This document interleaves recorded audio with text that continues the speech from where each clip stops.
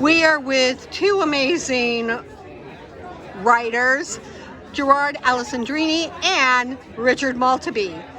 What made you choose the winners this year? Oh, well, I just thought I forget the name right of the play, was just delightful. I love the characters. Is this the Indian one? Yeah, I really liked the characters. I thought it was fun. I thought it was very upbeat. I thought it was fresh. You know, and that goes a long way nowadays. And the lyrics were just very well crafted, and he knows what he's doing, and they're great ideas to songs, and I love good craft, so that's how that one, how Daniel's work impressed me. And Richard? I'm the president of the Kleban Foundation, and I don't read the Oh, you don't have to. No, well, it's not that I don't have to. It's actually specifically we are not, the board does not pass judgment on them. We set up a panel of extremely smart readers, and then we get three extraordinary theater mavens of one sort or another, and those three people actually make the determination. It's the kind of, we sort of believe that you can only, that musicals can only be judged by people who know musicals. And so therefore you have to get people who I would agree. at the top of their field, who really understand it, who can read a script and a score and make a determination of it. How many submissions did you get this year? I think it was a package of 10 and 10. I know there were 10 librettos. There might have been 10 or 12 packages of lyrics with songs, but I don't know how many. That's how many came to me. Those were the ones that were selected by another group of people. Oh, okay. There are a bunch of readers who read the 270 submissions. Wow. Oh, okay, 270. And that then makes it went more down sense. To 10 lyricists and 10 librettists. Ah. That we pass on to our guest judges.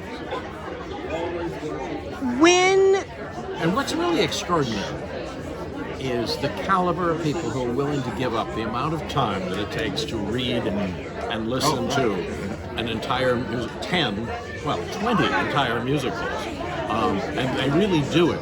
And we have, the top people in the business have done it. This year was, well, if they're good, I can see why you would want to listen to all 20. Yeah. Oh, That to me is not a problem. they're a mixed bag. There are a few that you kind of go, are you kidding? Well, I mostly, say having to review shows, I'm like, are you kidding? This is really what's out there? Mostly, it's surprising that there are so many talented people out there. There are some really And talented the Kleban people. Award draws. Well, I like the Kleban Awards because I think that the people that are really talented sometimes don't have the right connections, so you don't hear about them. Because it really is about connection, and it's about having that chance. So And this the award money does is pull people out of the crowd. and the money is great, but it's also the connection. What would you like people to know about the Kleban Awards? Well, it's a very sizable money award. It's one of the bigger ones that ever was, and it's intended to allow a writer who has already proven himself in some way, him or herself, a couple of years of work, because it takes an enormous amount of time to write a musical, and So- it's very hard to do when you're trying to keep yourself together with a day job.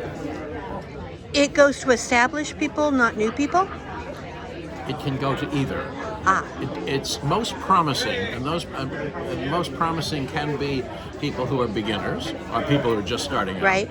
But also, the only limitation is you can't have had a Broadway show or a collection of Broadway shows that add up to more than 2 years. Well, if you have a show that like anything that's on Then Broadway for 2 years, you are not a beginner. Yeah, If you've had two shows and you that don't need opened and and you closed don't on need Broadway, you're not a beginner. and you don't really need the help at that point. Yes, you do. Really? Oh, the reality of it is that if you have a show that is marginal, that you get reasonably good reviews, but it's a struggle, you're probably on royalty waivers. You don't end up with a whole lot of money. Oh, that's so sad. That's really sad. It takes the blockbuster to make everybody, feel comfortable, and blockbusters don't happen every day.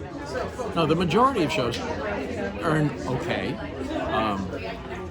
But the writer's always the first person they ask to go on a waiver or a because they assume that you want to keep your show open no matter what.